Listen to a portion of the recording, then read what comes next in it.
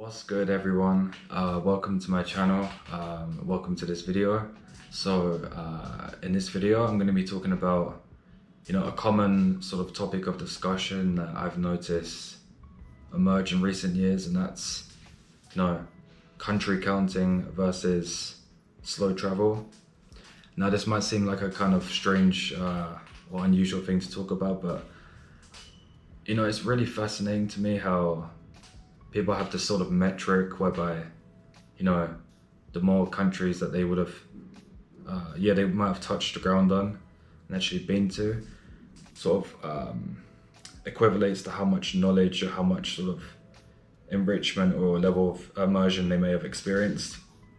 And it's just funny because, you hear people, especially people on like social media and stuff, how they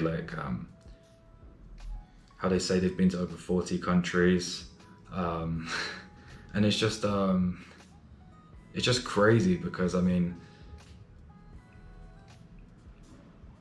these countries that you've been to, what kind of immersion or level of sort of integration or local authentic experience have you really gained if you've been to this country for 1 to 2 weeks or even less than a week, whereby some people claim to have met all of these countries, when in reality, all it is just basically, touring through cities and taking pictures of big old buildings and, posting them on social media and making it seem like you've been exposed to more and, you're more equipped and more enriched with more knowledge about these sort of cultures, and you'll become more cultured because you see some old building, you take a picture of it for 3 or 4 days in the city, and somehow automatically you're more well-traveled.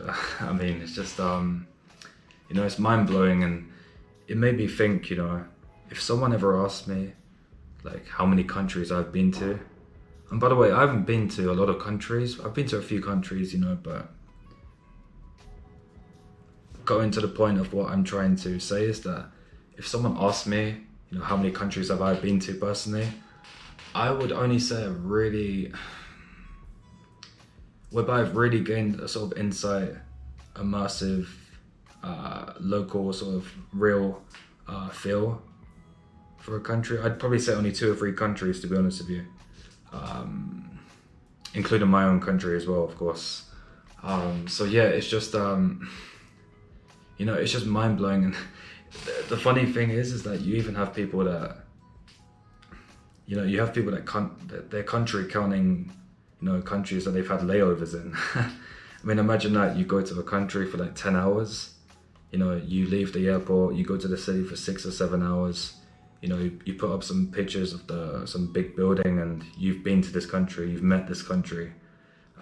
It's just really fascinating to me, and I think it really needs to be, there's nothing wrong with it.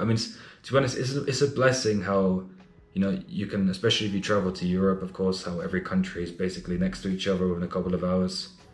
Yeah, sure, it's cool to have seen all of these countries in person with your own eyes, right? But the reality is that, you see them for a brief instant. You don't really take in how a place really is. There's a fine line between visiting a country and actually living in a country, actually spending some real time there. Actually living in a place for a few months on end. There's a big difference to you travel around Asia and you spend like 1 week, a 1 week max in each city. It just makes no sense. And to be honest with you, I don't really see it worthwhile. My perspective on this has changed a lot over the recent years, especially during since the pandemic. The whole slow travel trend has definitely been taken into effect, and I feel like more and more people are realizing how it's much more beneficial and rewarding to actually stay in 1 or 2 of these countries for months on end, or I say countries, cities even, because if you go to a country for like a month and you're in each city for like 3 or 4 days or something like that, you don't really get a feel of what it actually is like to stay in these cities. So you can't really say, if someone asks you, oh, what's it like, going to one of these mega cities, you can't really say what it's like to actually stay there and live there and have an actual like enriched perspective of the people and the mindset and the way they move and think, you know, because all you've seen is just, you know, people living their lives without actually living in the place whereby you're visiting. So yeah, just this whole sort of like metric and like competition whereby people are country counting and, you know, claiming to have met more countries, making them more supposedly well-traveled and enriched with different cultures is nonsense. And yeah, I just think it's a crazy trend, and I think it just goes to show this metric-based, you know, country counting system and mindset we have today. So, you know, slow travel. And I think one big thing as well is how, you know, slow travel is actually cheaper in the long run as well. So you can actually, if you stay in one particular place for months on end, it's going to be cheaper than you moving around, you know, every like 4 or 5 days to different cities and different countries. You know, you're spending more on the transportation, you know, accommodation, and long-term accommodation is much cheaper as well. You save money like that. So in the long run, you're actually saving more, immersing more, engaging in more of the locals and actual way of living and how things are in a place. So yeah, it's a win-win. You spend more time in a place, you spend longer on the road, immerse yourself, enrich yourself even more, all because you don't have to say in country count to people on social media to flex, you know. So yeah, take your time, you know, learn the culture, learn the place, actually immerse in the place as well, you know, learn how things are in the place as well. And yeah, in the long run it's better.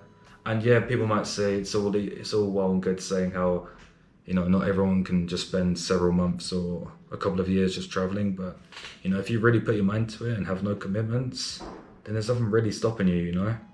At the end of the day, it's all about pursuing your own desires and not people pleasing your friends or people that follow you on some like social media aspect or metrics.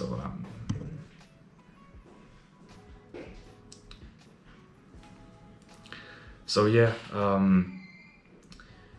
I think once you stop the people pleasing and start to initiate the self pleasing, I feel like in the long run you're going to be more rewarded, enriched, and you're not competing or thinking about other people's expectations or opinions. So you get to live on your own terms.